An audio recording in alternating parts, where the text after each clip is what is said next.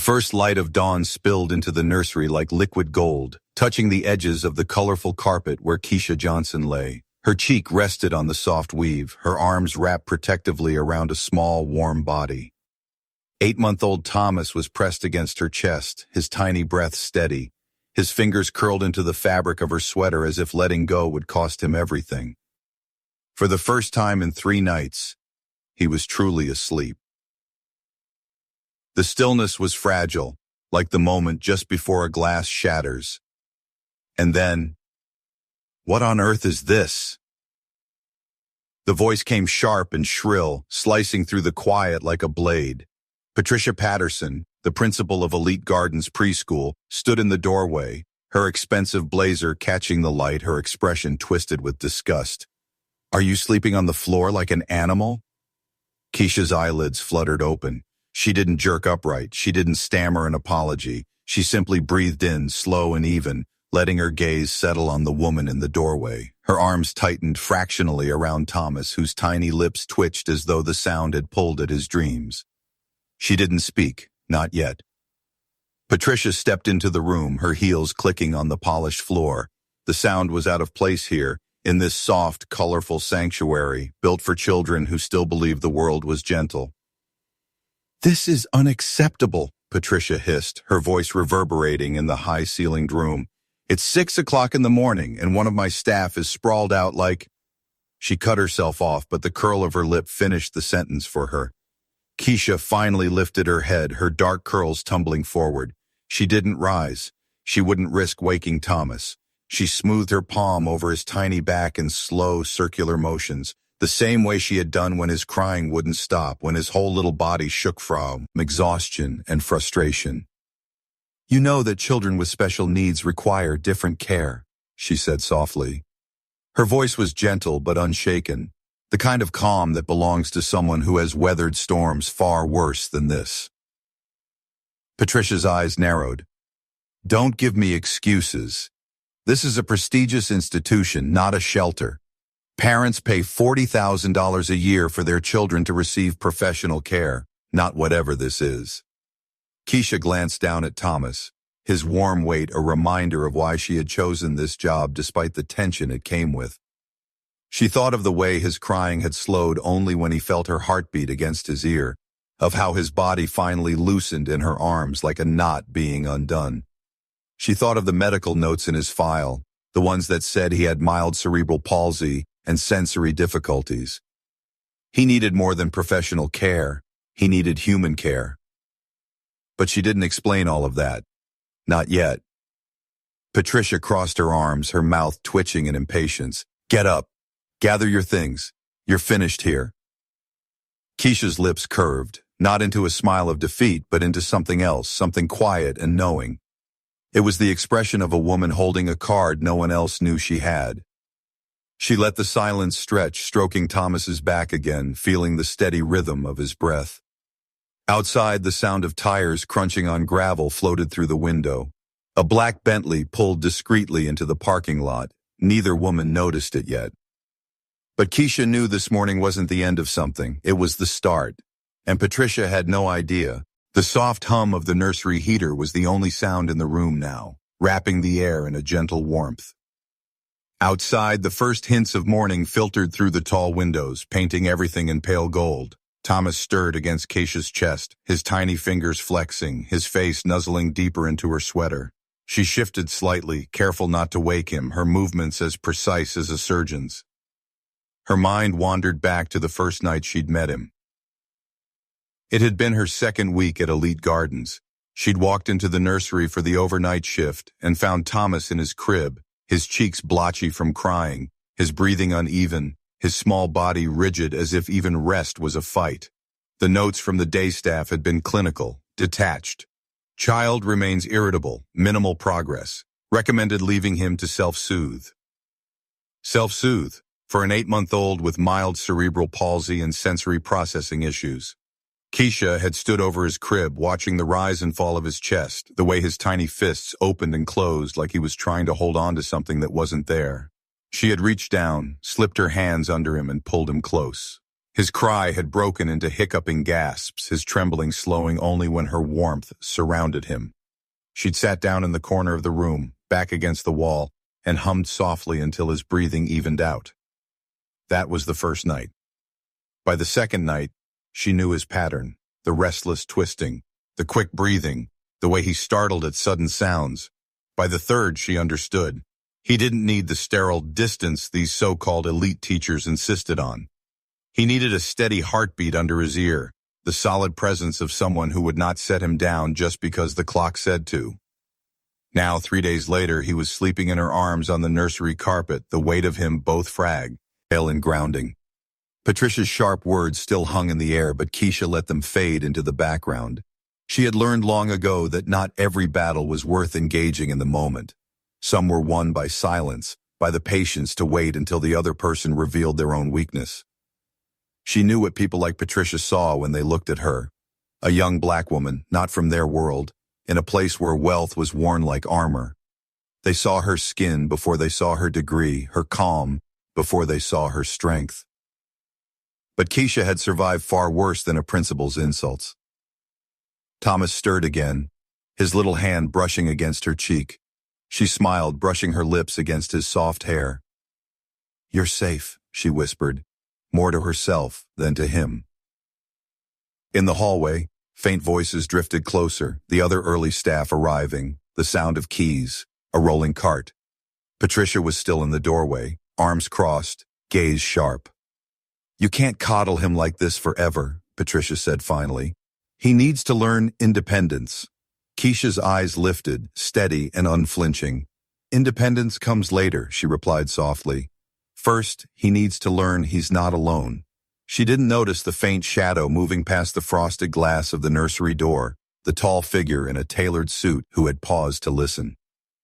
The black Bentley's driver had already slipped away, and Jonathan Blackwell was inside the building now, his steps silent. The stage was quietly, invisibly, being set. Jonathan Blackwell moved down the polished hallway like a man used to commanding every room he entered, his presence silent but undeniable. The air in elite gardens always smelled faintly of lemon polish and expensive paper, controlled, curated, much like the people who ran it. He had never arrived this early before. Normally, he came in the evenings, a quick pickup before rushing off to another board meeting or dinner with investors. But today was different. He had barely slept. For 3 nights, his housekeeper had reported the same thing. Thomas crying for hours, refusing to eat properly, waking every 30 minutes. Jonathan had listened to the reports with growing frustration, wondering why the school that charged more per year than some universities couldn't manage to keep his son comfortable. Now, as he passed the glass-paneled nursery, something unexpected caught his eye. Through the half-drawn blinds, he saw her. A young woman, slender, dark curls falling over her shoulder, lying on the floor holding his son. Not just holding him, but cocooning him, her entire posture shaped around his small body like a shield. Thomas's tiny head rested against her chest, his mouth parted in sleep, his small hand resting over hers. Jonathan froze. He had never seen his son like this, peaceful, secure, utterly still. Even with the best nannies money could buy, Thomas always seemed restless, as if the world was too big and too loud for him to fully relax. But here, in the arms of a woman Jonathan had never met, he was sleeping like the weight of the universe had been lifted. The moment should have been tender, but Patricia Patterson's voice shattered it. "This is unacceptable," she was saying, her tone dripping with disdain. "Parents pay $40,000 a year for proper care, not whatever this is." Jonathan's gaze shifted from the sleeping child to the principal. He had known Patricia for years, efficient, ambitious, and obsessed with appearances. He had also learned to trust his instincts in business, and those instincts were telling him now that something was off. The woman on the floor didn't flinch at Patricia's words. She just stroked Thomas's back in slow, steady circles, her expression calm but unreadable. Jonathan stepped closer to the glass. He noticed her hands, gentle, deliberate, as though she knew exactly where to press to ease the boy's tension. He noticed how she didn't look away from Thomas, even when Patricia's voice rose. Then something happened that made him pause longer than he intended. Thomas stirred, a faint whimper escaping his lips. The woman, Keisha, though he didn't yet know her name, whispered something soft, almost inaudible. The baby's face smoothed again, his breathing deepening back into sleep. Jonathan's chest tightened. He had seen that look before, in war documentaries and stories of soldiers finding a moment of quiet in chaos. A look that said, "I'll hold you here, no matter what's happening outside this circle." Patricia's words cut through again. "Gather your things. You're finished here." Still, the woman didn't react the way most employees would in the face of sudden dismissal. No protests, no visible panic, just a slow, almost imperceptible smile, one that made Jonathan's curiosity sharpen into something else entirely. He knew business, he knew power struggles, and he knew when someone was holding a winning hand they hadn't yet revealed. For the first time in a very long time, Jonathan decided to watch before making a move. He leaned against the wall beside the nursery door, invisible for now, and waited. Because whatever was happening here, it was more than a simple argument between a principal and a teacher. It felt like the opening move in a game that neither of them realized he was about to join. 3 months earlier, the air in Keisha Johnson's apartment had been thick with the smell of burnt coffee and unpaid bills. She sat at the small kitchen table, papers spread in neat stacks, her laptop glowing with job listings. Her youngest sister, Mia, sat across from her, head bent over a calculus textbook, while Marcus, the middle sibling, clattered dishes into the sink. The apartment was small, a little worn around the edges, but it was theirs, a fragile island held together by Keisha's steady hands. The accident had taken their parents without warning. One wet night, a driver who didn't stop, and a phone call that shattered the world in seconds. In the days that followed, Keisha had buried her grief under a mountain of responsibility. 3 siblings to raise, a mortgage to cover, and no safety net except her own determination. She had a degree in special education, magna cum laude, and 4 years of consulting experience for the New York Department of Education. On paper, she was an asset any institution would fight to hire. But in reality, the offers she was getting barely covered rent, let alone college tuition for Marcus and Mia's private tutoring for her dyslexia. Then she saw the listing. Elite Gardens Preschool, $42,000 a year, triple the salary of most early education positions, full benefits, resources that other schools could only dream of. She hesitated for half a second. She'd heard of the place. Parents in designer suits, children arriving in cars worth more than her apartment building, a world that thrived on polish and prestige. But survival didn't leave room for pride. The first day, she'd walked into a facility that looked more like a boutique hotel than a school. Polished marble floors, walls painted in muted tones to stimulate focus, a chandelier in the main hall. She met the staff, polite smiles that didn't quite reach their eyes, the subtle glow. Answers at her skin tone, her natural hair, her modest shoes. Still, she did her job. More than that, she excelled at it. Children with learning difficulties warmed to her quickly. She adapted lesson plans on the fly, turned meltdowns into breakthroughs, but it didn't take long for her to see what was hiding under the glossy surface. Special needs children were systematically sidelined. They were given to the least experienced teachers, tucked away in quiet corners so the main classes could operate without disruption. Notes about their progress were vague, sometimes copied from one day to the next with barely a word changed. Requests from parents for extra support were met with polite assurances and no real action. And then there was the favoritism. The smallest classes and best schedules went to the less qualified but well-connected staff, almost always white. Meanwhile, Kesha and 2 other black teachers found themselves covering the largest groups, the most challenging cases, and the least convenient shifts. At first, she tried to address it quietly. She brought up resource allocation in staff meetings. She volunteered to run training sessions on inclusive teaching strategies. Each time, Patricia Patterson smiled tightly, thanked her for her passion, and ignored her entirely. By her second month, Keisha stopped pushing publicly. She stopped arguing in the open. Instead, she began to document. It started with a few photos, empty classrooms where children had been left alone while teachers took smoke breaks, worksheets dated for days when classes had been canceled, medical care forms left unsigned.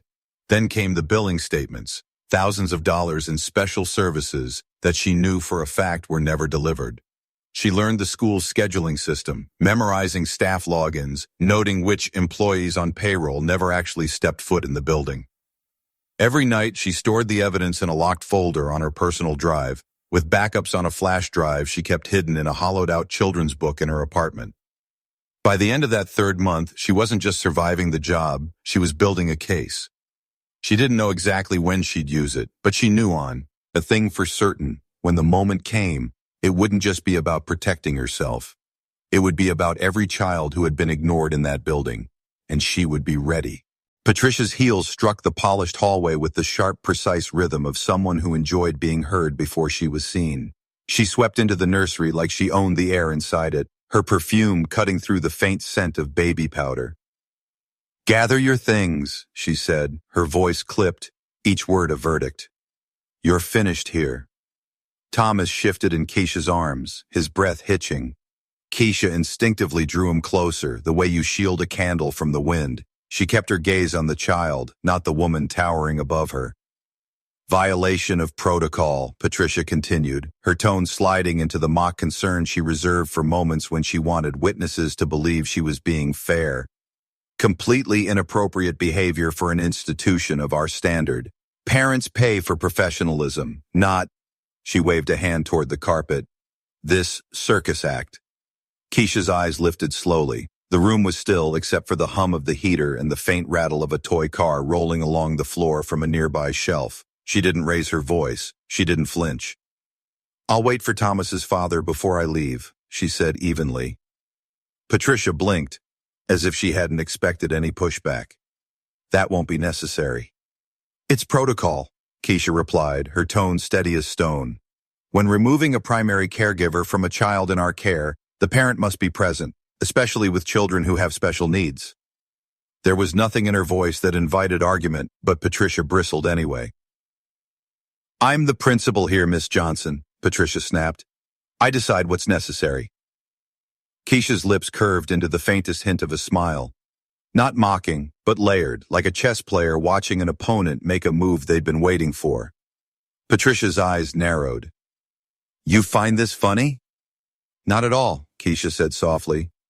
"I just believe in following the rules we're all bound by, for the safety of the children." Her gaze flicked to Thomas, then back. "Surely you agree?" Outside the door, footsteps slowed. The faint reflection of a man's silhouette crossed the glass. Patricia folded her arms, trying to stare Keisha down. "The board will hear about this. I'll make sure they understand exactly what kind of attitude you've been bringing to this school." "I'm sure they'll be very interested," Keisha replied, her voice so calm it almost sounded like a kindness. "Especially if we all get the chance to talk about what's been happening here." It was the way she said it, so quiet, so unshaken, that made Patricia hesitate for the briefest moment. It wasn't the tone of an employee scrambling to save her job. It was the tone of someone holding a truth too heavy to drop casually. The silence stretched just long enough for Thomas to let out a tiny sigh in his sleep, his small hand resting on Keisha's collarbone like an anchor. From the other side of the door, the man in the tailored suit lingered just out of view, his expression unreadable. Jonathan Blackwell had arrived early that morning, and now he was hearing every word. The door to the nursery opened with a soft click, and the hum of the heater seemed to hush in respect. Jonathan Blackwell stepped inside, the faint scent of his cologne, clean, understated, expensive, drifting ahead of him. His presence filled the small space without effort. Patricia straightened instantly, smoothing her blazer as if she'd been caught mid-inspection rather than mid-dismissal. "Mr. Blackwell," she said, her voice climbing a note too high. "What a surprise! I was just handling a very unfortunate situation with one of our employees." Jonathan's eyes went first to the child in Keisha's arms. Thomas stirred at the sound of his father's voice, but instead of reaching for him, the boy burrowed closer into Keisha's chest. It caught Jonathan off guard. His son had never shown attachment to anyone. Not the nannies Patricia herself had recommended, not even Jonathan when work kept him from home more than he'd like to admit. He stepped forward, his polished shoes whispering against the carpet. "Daddy, Thomas murmured in a sleepy, broken syllable. Jonathan's chest tightened. He reached out to take his son, but the moment his hands touched the boy's sides, Thomas whimpered and clung tighter to Keisha's sweater. Patricia let out a brittle laugh. You see? Completely inappropriate. This, she gestured sharply toward Keisha, is precisely what I've been telling you. Sleeping on the floor like... She stopped herself, but couldn't hide the sneer in her eyes.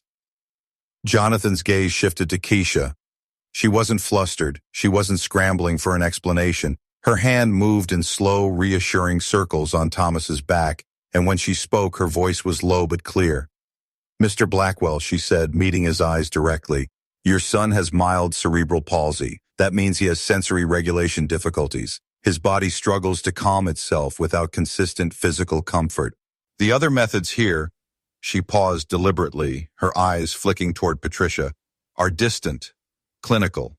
But Thomas responds to warmth, steady contact, and a quiet environment. Jonathan's jaw tightened, not in anger toward her, but at the implication in her words. He'd been told Thomas was receiving the most advanced care possible at this school. That was part of the reason he'd chosen elite gardens, reputation, and results. Yet here was a teacher suggesting his son's basic needs had been overlooked.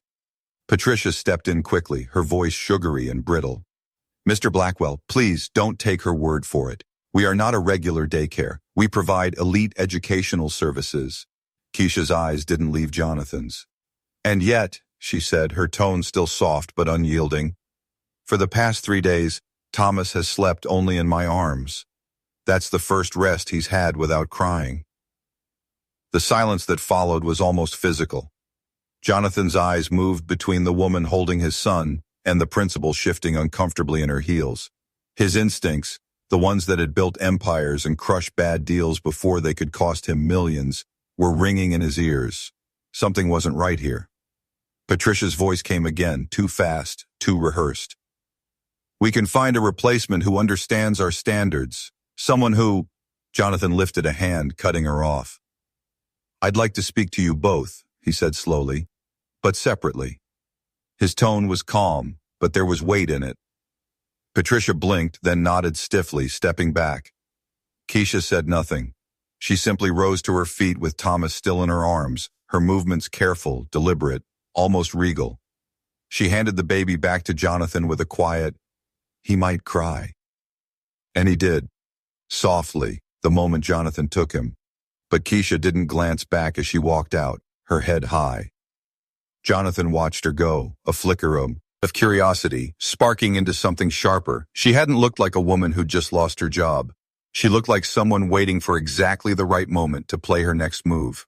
The cafe smelled faintly of cinnamon and burnt espresso, its cracked leather booths offering the kind of anonymity that came with years of quiet conversations no one was meant to overhear. Outside, the city was just waking up. Delivery trucks rumbling down wet streets, steam rising from subway grates. Keisha sat in a corner booth with her back to the wall, a habit she'd developed without even thinking about it. Across from her, Marcus hunched over a stack of papers, his hoodie pulled low, his eyes scanning each page with the precision of a man training to find the cracks in any story. At 22, he was still lean from college basketball, but the sharpness in his gaze came from something deeper. Journalism school had taught him how to dig, and life had taught him why. This, he said finally, holding up a spreadsheet as if it were a live grenade, is dynamite. Keisha's lips curved slightly. It's just math. You follow the numbers, they tell you where the money went. Marcus shook his head. No, this is more than math. This is... He tapped the paper. A full-blown fraud operation. Overcharging for teaching materials. Ghost teachers pulling salaries, and, Jesus, look at this, embezzling funds meant for special needs programs. He flipped another page toward her. Almost $200,000 a year. Just gone. Keisha's gaze didn't waver. It's not gone. I know exactly where it went. She reached into her tote bag and pulled out a slim folder, its edges worn from being handled too often. She slid a single photo across the table. A grainy cell phone shot of Patricia Patterson in her office counting a thick stack of cash. Marcus let out a low whistle. And here I thought you were just going to bring me a few emails. I told you I've been working on this for months, Keisha said. Every night shift, every break, every time she thought I wasn't paying attention. Yeah. Arcus spread the rest of the papers out. Payroll records showing employees who didn't exist, invoices for therapy equipment that was never delivered, and a particularly damning internal memo. This one's gold, he said, tapping the memo. She's telling staff to bill parents for additional sensory therapy that's legally required to be provided for free. And, wait, his eyes scanned the page again. You told me Thomas never had any sensory therapy sessions, right? Keisha nodded. Not one. She charged his father $3,000 a month for a program that didn't exist. Meanwhile, he spent hours in the nursery crying while the other teachers ignored him. I started staying with him because I couldn't stand it anymore. That's when she got suspicious. When she realized I wasn't just comforting him, I was learning how much they weren't doing. Marcus leaned back, running a hand over his face. Sis, you've got enough here to bury her. Not just her, the whole damn board if they've been covering this up. Keisha's fingers brushed the edge of the folder. Burying her isn't the goal. This isn't about her. It's about the kids. Every one of them who's been neglected. Every family who's been lied to. If we take this public, I want it to stick. No loopholes, no settlements in back rooms. Marcus studied her for a long moment. You've already decided when you're going to use it, haven't you? Keisha's eyes softened, but there was steel underneath. I'm waiting for the moment she thinks she's won. That's when the truth will do the most damage. Outside, the morning light was shifting, cutting through the cafe windows in thin, sharp lines. Keisha gathered the papers back into the folder with methodical care, as if she were tucking away something far more valuable than paper. Somewhere, Patricia Patterson was already plotting how to destroy her. And Keisha was quietly patient, building the kind of truth no one could outrun. Patricia Patterson's office looked like it belonged in a magazine spread about successful women who never have a hair out of place. Glass shelves lined with awards, a marble-topped desk, a single orchid in a silver vase. The blinds were drawn halfway, letting in just enough light to flatter but not expose. She stood at the head of the long mahogany conference table, a neat folder in front of her. Every paper inside was a carefully crafted weapon, complaints she'd written herself, reports twisted to paint Keisha as unprofessional, even a staged incident log from a day Patricia knew Keisha hadn't been on shift. Across from her sat three women who made up the unofficial power spine of Elite Gardens. Mrs. Davidson, wife of the Attorney General, Mrs. Cole, heiress to a luxury real estate empire, and Mrs. Franklin, whose last name alone was a door into any room in the city. Patricia opened the folder with the air of a surgeon about to deliver bad news. We need to act quickly, she said, her tone grave but tinged with authority. This employee is dangerous to the school's reputation. I caught her sleeping on the floor with a child, like an animal, completely against protocol. Mrs. Davidson raised an eyebrow. Patricia, are you sure you're not overreacting? I've heard good things about her. Jonathan Blackwell's son seems to have taken to her. That, Patricia replied smoothly, is exactly why we need to be careful. Jonathan is one of our largest donors. Imagine the scandal if the press got wind of the fact that his son's care here involved a staff member sleeping on the floor like some street nanny. She let the word hang, heavy and deliberate. Mrs. Cole pursed her lips. You're suggesting we remove her before it becomes an issue? I'm suggesting we protect our brand, Patricia corrected. Parents pay $40,000 a year because they believe in our standards. This teacher, Miss Johnson, has repeatedly challenged my authority, disregarded established methods, and overstepped her role. Mrs. Franklin adjusted her diamond bracelet, her eyes narrowing. And you have documentation? Patricia slid the folder toward them, each page neatly labeled. Incident reports, witness statements, all in order. I've prepared a recommendation for immediate termination. With your approval, we can finalize it by tomorrow. The women exchanged glances. Patricia could read their hesitation, but she also knew how to play her audience. Ladies, she said, lowering her voice, this is about more than one employee. It's about preserving the very image that allows us to keep operating at this level. One crack in the facade and every parent in this school will start asking questions. Questions they shouldn't even think to ask. Mrs. Davidson leaned back in her chair, her expression thoughtful but guarded. Jonathan won't like it. Jonathan will understand once he sees the facts I've assembled, Patricia said. He's a businessman. He knows sometimes difficult decisions have to be made to protect the whole. Silence settled over the room for a beat too long. Patricia took that as victory. What she didn't know, what she couldn't possibly imagine, was that somewhere across the city, in a quiet cafe, the woman she was plotting against was already 10 steps ahead. And the folder Patricia had just so proudly displayed, every false claim, every forged signature, every twisted piece of evidence in it would soon become her own undoing. The conference room smelled faintly of lemon polish and freshly brewed coffee, the kind of stage-managed cleanliness that made every meeting at Elite Gardens feel like a performance. The long table gleamed under the recessed lights, each leather chair perfectly aligned. Keisha walked in quietly, the click of her modest heels muted against the thick carpet. She carried nothing but a slim black folder pressed against her chest. Around the table, faces turned toward her, some curious, some cold, some wearing that polite mask that hid either pity or disdain. At the head sat Patricia, a vision of authority in her tailored navy suit, the same silver orchid pin on her lapel she always wore for important occasions. To her right sat the school board members, Mrs. Davidson, Mrs. Cole, Mrs. Franklin, and next to them, a man in a charcoal suit whose leather briefcase screamed, "Lawyer." "Keisha," Patricia said, her voice wrapped in false warmth. "Thank you for joining us. Please, have a seat." Keisha didn't move toward the chair. "I'm fine standing." Patricia's smile tightened. "As you wish."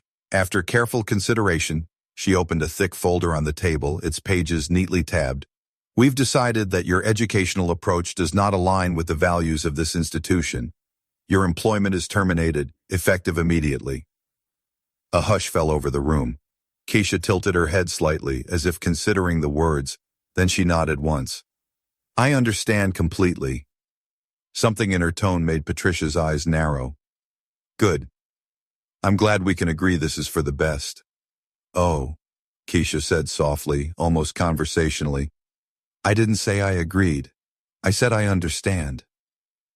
A faint flicker of confusion passed over Patricia's face, quickly replaced by a condescending smile. "If you'd like, I can have HR walk you through the exit process." "That won't be necessary," Keisha replied. She set her folder down on the table with deliberate care. "Though I should mention, it's amazing how intelligent people can make such rash decisions." Patricia's brows drew together. "Rash?" "Yes," Keisha said, opening her folder, "because last night I received a very interesting phone call from the State Department of Education." A ripple of unease moved through the room. "It seems," Keisha continued, her voice calm but carrying just enough to reach every corner, "that someone made an anonymous report about financial irregularities and child neglect at Elite Gardens. They'll be arriving shortly to begin their investigation." Patricia's face drained of color. "That's ridiculous. Who would do such a thing?" Keisha checked her watch. "They'll be here in about—" She glanced at the second hand. 15 minutes. The lawyer leaned forward. "Miss Johnson, are you alleging—" "I'm not alleging anything," Keisha interrupted smoothly. "I'm providing documentation. 3 months' worth. Original documents, timestamp photographs, audio recordings, all meticulously cataloged." The room was silent except for the faint hum of the overhead lights. Patricia shifted in her seat, forcing a laugh. "This is absurd. Do you honestly think anyone will believe—" But she stopped when Keisha's gaze locked with hers. There was no anger in it, no desperation, just certainty. And for the first time since she'd walked into this building, Patricia Patterson realized she might not be the one in control of this meeting after all. The sound of footsteps in the hallway broke the silence. Heavy, measured, official. The kind of steps that didn't rush because they didn't need to. The door opened, and 3 people entered. A tall woman in a black blazer with a federal badge clipped to her lapel, flanked by 2 men in plain suits carrying sturdy evidence boxes. The air in the room seemed to shift instantly, the way it does when a storm rolls in and everyone knows there's no point pretending it's not here. "Good morning," the woman said, her tone all business. "Agent Sarah Mitchell, Department of Education. Office of Inspector General.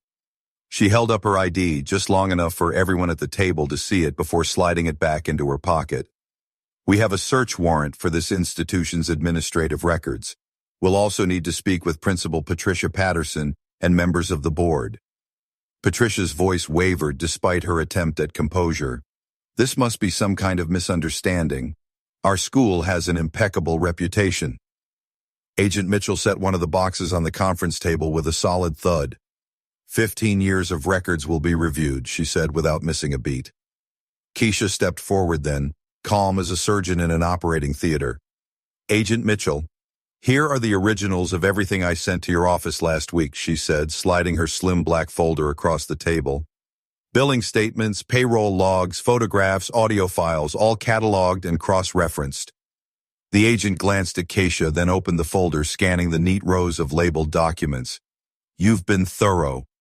I had to be, Keisha replied. Children's well-being was at stake. Patricia shifted in her chair, the confidence in her posture slipping. You can't take her word for anything, she said quickly, nodding toward Keisha. She's a disgruntled employee. Jonathan Blackwell's voice cut through the room like a blade. That's enough. Every head turned toward the doorway. Jonathan stood there, hands in his pockets, his expression unreadable. Behind him was a man Keisha recognized as a high-powered corporate attorney, and another carrying a sleek laptop bag that screamed forensic accountant. Jonathan stepped forward until he was beside Agent Mitchell. His gaze swept the table, then landed on Patricia. I just got off the phone with my accountant, he said, his voice sharp as cold steel. It seems I've been paying $3,000 a month for specialized therapy for my son, a therapy that never existed. Patricia's mouth opened, but no words came. Keisha reached into the folder and pulled out a spreadsheet, sliding it toward Jonathan. That's correct, she said evenly. Over the past 3 months, I've documented that Elite Gardens charges an average of $2,800 extra per month to each family with special needs children, for services that are never provided. In Thomas's case, she tapped the highlighted line, it was $3,000. Agent Mitchell closed the folder, her expression grim. We'll take it from here. The two men in suits began unpacking more boxes, setting out labeled evidence bags and portable scanners. The sound of zippers, paper shuffling, and clicking pens filled the air like the low hum of machinery in motion. Patricia's carefully curated calm was unraveling by the second. She tried to rise from her seat, but one of the agents stepped forward. Please remain seated until we've explained the process, ma'am. Keisha didn't move to sit down or leave.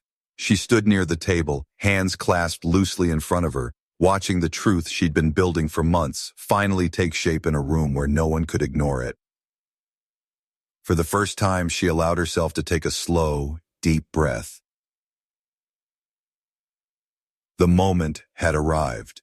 Jonathan moved further into the room, his presence heavy with something sharper than authority, betrayal, the kind that seeps into the bones. His gaze never left Patricia, though his words were aimed at everyone present.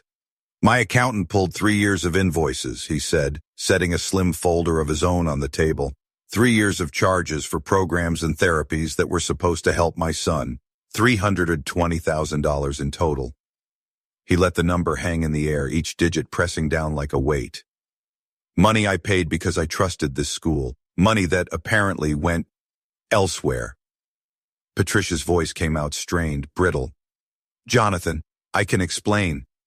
You'll have plenty of time to explain, he cut in, his tone icy. Just not to me. He turned then, looking at Keisha for the first time since entering. His eyes swept over her like he was cataloging a person in a new light. You knew, he said, not accusingly, but with a dawning realization. You've known for months. I suspected from my first week, Keisha replied. Her voice was steady, unflinching. By the second month, I had proof. Patricia's laugh was sharp, desperate. Proof? She's lying. She's been looking for an excuse ever since she started here. Jonathan raised a hand again, silencing her as easily as if she were a junior employee interrupting a board meeting. I've built my career on trusting my instincts, he said, turning back to Keisha. And right now, every one of them is telling me you've been telling the truth. The room was thick with the tension of sides being chosen. The board members, Mrs. Davidson, Mrs. Cole, Mrs. Franklin, shifted uncomfortably in their seats. None of them wanted to be caught on the wrong side of what was clearly about to explode. Keisha didn't look at them. Her focus stayed on Jonathan. Thomas isn't the only child who's been neglected. Every family with a special needs see. Hild has been billed for care they never received. Parents emotionally manipulated into paying thousands more for services they were entitled to under the law. Jonathan's jaw tightened, his eyes darkening. And you have records of all of it? Yes, Keisha said simply. Patricia's chair scraped against the floor as she stood abruptly. This is outrageous. You can't just... But the rest of her sentence was drowned out by the sound of Agent Mitchell's voice, firm and cutting. Ms. Patterson, please remain seated. We'll be reviewing your financial statements, payroll logs, and all related correspondence. The agents began moving around the room, collecting files from cabinets, scanning documents, photographing the contents of drawers. Patricia's carefully composed empire was being dismantled in real time. Jonathan's attention lingered on Keisha a moment longer, something unreadable flickering in his expression. He wasn't a man easily impressed, but the woman standing before him wasn't acting out of panic or revenge. She was executing something far more deliberate. And for the first time that morning, Jonathan allowed himself to wonder, if she could dismantle an operation like this with such precision, what else was she capable of building? Keisha reached into her folder one last time, her movements precise, unhurried, like she'd been waiting for this exact beat in the conversation. She pulled out her phone, tapped the screen twice, and placed it flat on the table. A familiar voice filled the room. Patricia's. These special kids are a financial burden. Their parents pay less in taxes because of medical deductions, so we have to make up for it in other ways. Make up whatever extra fees you need. They're too desperate to question it. The words hung there, toxic and undeniable. Patricia's face drained of color so fast it was as if the blood had been yanked from her body. You illegally recorded me. Actually, Keisha interrupted, her voice calm as still water. The employee handbook on page 43 allows recordings at staff meetings for educational purposes. And that, she nodded toward the phone, was during a staff meeting, in your office, with 3 other people present. Agent Mitchell's pen paused mid-note. She glanced up, her expression sharpening. We'll be taking a copy of that recording. Patricia's mouth opened and closed without a single coherent word escaping. Keisha's gaze didn't waver. This is just one of many recordings. I also have documentation of the ghost teachers, 5 employees receiving full salaries who never set foot in the school. That's $120,000 a year in payroll theft alone. One of the agents was already flipping through a printed report Keisha had provided, the faint sound of paper turning filling the silence. Jonathan's voice was low, dangerous. 3 years. I've been paying for care I thought my son was getting. And instead He stopped himself, jaw tightening. You let him cry alone in a room. That's a lie, Patricia blurted, desperation cracking her voice. Keisha's hand moved to another tab in her folder. She slid out a gloss, a photograph, time-stamped, dated, showing Thomas alone in the nursery, red-faced from crying, while a teacher sat in the corner scrolling her phone. The photograph landed in front of Agent Mitchell. This was the day his therapy session was billed at $3,000, Keisha said, her tone even but laced with quiet fire. The same day Ms. Patterson signed the invoice. Patricia's composure snapped like a dry twig. You vindictive little... The metallic click of handcuffs cut her off. Agent Mitchell's voice was cool, official. Patricia Patterson, you are under arrest for federal fraud, embezzlement, and aggravated child neglect. The agents moved with swift precision, guiding her out of her chair. The board members watched in stunned silence, the once untouchable principal now reduced to a figure with wrists bound in steel. You don't know who you're messing with, Patricia spat over her shoulder as she was led toward the door. Had, Keisha said softly, almost to herself. You had connections. Jonathan's eyes found Keisha again, but this time there was something different in his gaze. Not just gratitude, but recognition. The kind of recognition that said he was beginning to understand exactly what kind of woman had been standing in front of him all along. The room was quieter now, but not with peace. More with the heavy, loaded kind of silence that comes after a storm tears through and everyone is still trying to process what's left standing. Patricia was gone. The board members were speaking in low, uneasy murmurs, their perfectly manicured hands fidgeting with pens, water glasses, and each other's gazes.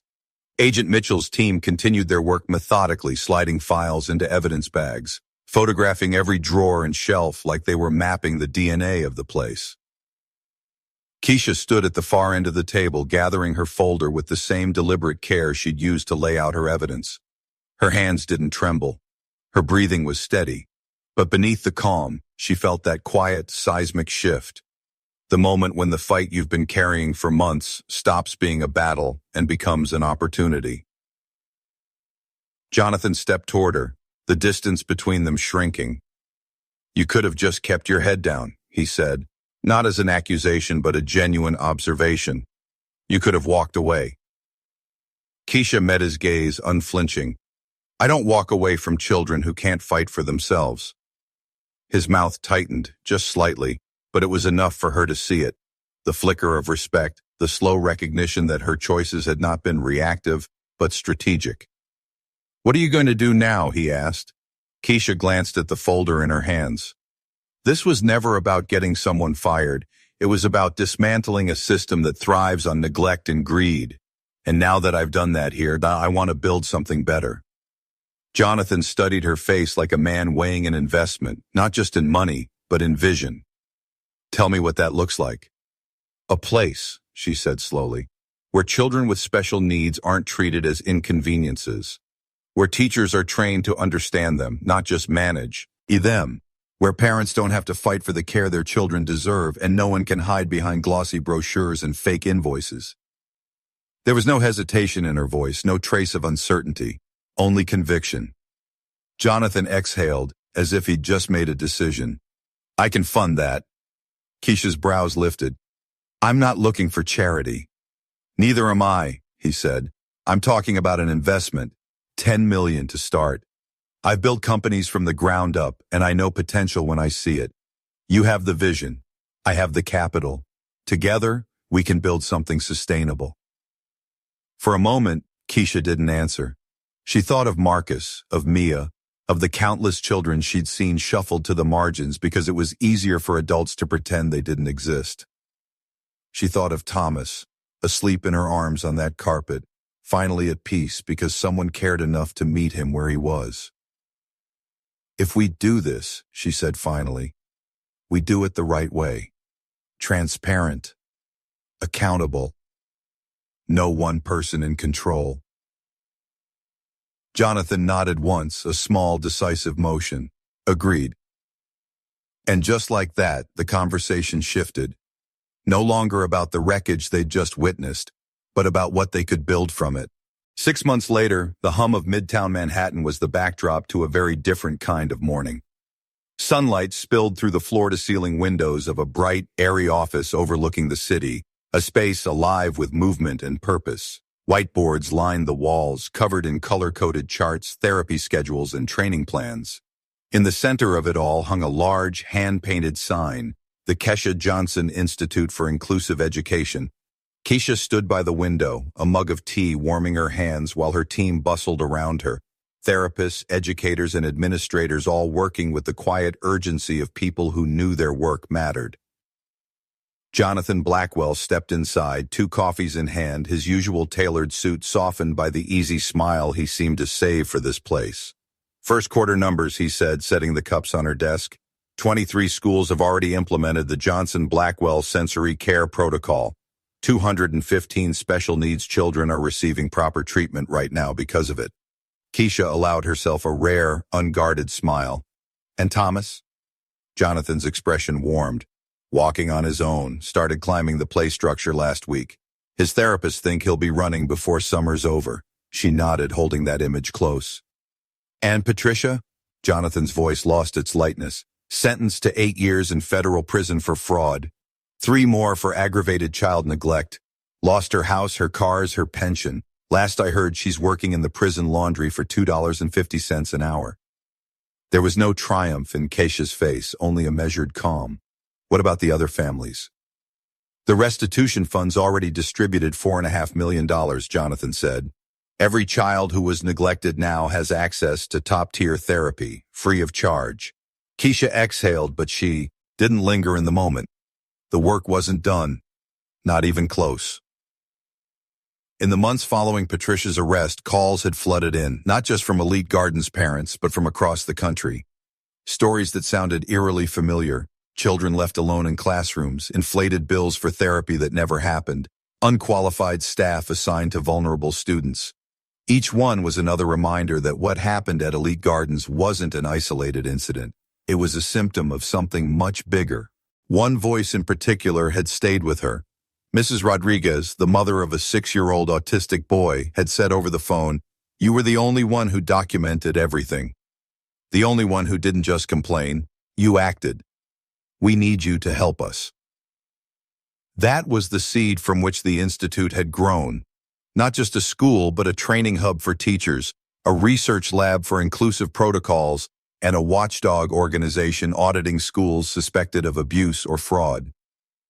Jonathan had provided the initial $10 million, but Keisha had insisted it be treated as an investment, not a gift. "I want this to stand on its own," she'd told him, "so it doesn't collapse when goodwill fades." Now the numbers spoke for themselves. Over 400 children served directly, 237 teachers trained, and an oversight program already influencing policy at the state level. Jonathan slid an envelope across her desk. "This came this morning." Keisha opened it and found an embossed letter from the National Congress inviting her to testify before the Education Committee about reforms needed to protect special needs children in private institutions. "They're going to ask me why I slept on the floor with Thomas," she said, running her fingers over the thick paper. "And what will you tell them?" Jonathan asked. Keisha's smile was soft but sure. "That sometimes dignity isn't about keeping your posture. It's about doing what's right, even when everyone else thinks you're out of line." The city buzzed outside the glass, but in that office it was clear. The quiet, deliberate fight Keisha had started on a nursery floor was only just beginning. The winter light slanted through Keisha's office windows, pale and cold, casting long shadows over the framed photographs that lined the shelves. Children laughing in classrooms, teachers kneeling to meet their students' eyes, therapy rooms filled with sensory toys and calm, inviting colors. It had been a year since Patricia's arrest, and the Institute was thriving. Yet that morning, an envelope on her desk seemed to still the air around her. The return address was from the State Correctional Facility. Keisha sat down, running her thumb over the sealed flap before opening it carefully. The paper inside was lined, the handwriting small and deliberate. "Keisha, I know I don't deserve forgiveness, but I need you to know that I finally understand what you were trying to protect. In here, I met a woman whose autistic daughter graduated from medical school because a teacher believed in her. It made me realize I spent 15 years trying to mold special children into what I thought they should be, instead of adapting the world to meet them where they are.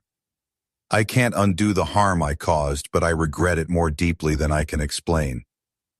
Patricia's signature trailed at the bottom, smaller than Keisha had ever seen it, as though the certainty had drained out of her even in ink. Keisha folded the letter carefully and slid it into the drawer of her desk. Not as a trophy, not as proof of victory, but as a reminder. People could change, even if their change came too late for some. Later that day, she sat in the green room of a national television studio waiting for her live interview. The host had already told her the first question: "Did you plan your revenge from day one?" When the cameras finally rolled, she faced them with that same calm she had carried into every confrontation. "It wasn't revenge," she said clearly. "It was documentation. When you see systematic injustice, you have two choices. Accept it as normal or document it meticulously until you have enough evidence to change it.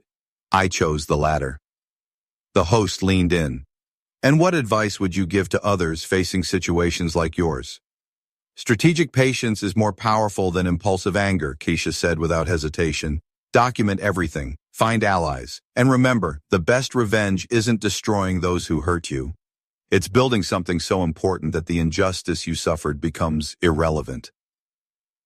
The segment aired nationally, and by the time she returned to her office, the phone lines were flooded. Parents asking for help, educators wanting training, investors offering funding. Marcus, now the Institute's communications director, walked in with a stack of newspapers under his arm. "Sis," he said, dropping them on her desk, "you've become the face of inclusive education. Harvard wants you to teach a course. Princeton's offering you a permanent chair." Keisha smiled faintly and shook her head. "I'm not done here. The classroom is my battlefield." That evening, she stopped by Jonathan's home to visit Thomas. He came running, clumsy but determined, across the living room, his little voice calling, "KK." He wrapped his arms around her knees, looking up with that unshakable trust only a child can give. Jonathan stood nearby, watching. "3 pediatricians said he wouldn't talk before he was 3, he said quietly. Turns out, he just needed someone to make him feel safe enough to try.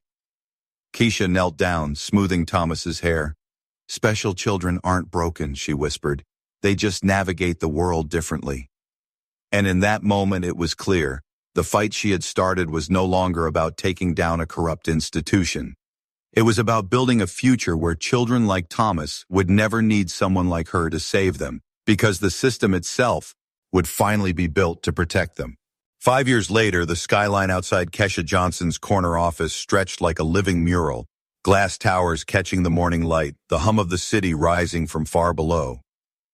Her desk was a controlled chaos of reports, photos from school visits, and a coffee mug with a faded "Protect the Children" slogan. The walls were lined with framed covers from national magazines, each one bearing her name. Time Educator of the Year, Forbes 40 Under 40. The Guardian's Women Changing the World. The Kesha Johnson Institute for Inclusive Education was now valued at $80 million, with over 2,000 specialized teachers trained and thousands of children lifted out of neglect. The Johnson-Blackwell Protocol had been adopted in 7 states and was under review at the federal level. But her focus, as always, was on the children. A knock at her door pulled her from the latest quarterly impact report. Marcus stepped in, no longer the scrappy journalism student she'd once leaned on, but the Institute's communications director, crisp in a navy blazer. "Big day," he said, grinning. "We just got confirmation. California's Department of Education is adopting the protocol statewide." Keisha's smile was quiet but genuine. "That's 1.2 million special needs students who'll have better care. And counting," Marcus said. He hesitated, then added, "You know, Patricia's parole hearing was last month. Denied. 3 more years before she can even apply." Keisha only nodded. There was no gloating, no spark of satisfaction, just a calm acceptance. Some lessons take longer to learn. Later that afternoon, Keisha visited one of the Institute's flagship schools. As soon as she stepped inside, a familiar voice called out, "KK." Thomas, now a lanky, confident 10-year-old, bounded toward her, his grin wide and unguarded. He wrapped his arms around her waist, still calling her by the nickname he'd given her as a baby. Jonathan followed at a slower pace, his smile carrying both pride and something more personal. "He's reading at a 5th grade level," he said, "and last week he stood up in front of his class to give a presentation on space travel. No prompts, no fear." Keisha ruffled Thomas's hair. "I knew you'd get there," she said. That evening, she stood at a podium in Washington, D.C., addressing a packed congressional hearing room. Television cameras broadcast her voice to millions as she outlined the next steps for national reform: quarterly surprise audits for all private schools with special needs programs, mandatory training for every educator, and an anonymous reporting system for parents and staff. One congresswoman asked, "Miss Johnson, what do you think started all of this for you? What lit the spark?" Keisha didn't hesitate. "A carpet," she said, her voice steady. "An 8-month-old boy with mild cerebral palsy, and the realization that sometimes protecting a child means breaking the rules of people who never cared about him in the first place." The hearing ended to a standing ovation, but Keisha didn't linger in the applause. She had flights to catch, schools to visit, children to meet. As she walked out into the brisk night air, Jonathan was waiting by a black SUV, Thomas asleep in the back seat. He opened the door for her, his voice low. You've built something no one can tear down. Keisha glanced at the boy's sleeping face, then back at the man who had become both ally and friend. That's the point, she said. And as the car pulled away from Capitol Hill, the city lights flickering past the windows, Keisha knew the legacy she'd built wasn't just hers. It belonged to every child who would never again be left crying in the dark, waiting for someone to care enough to hold them.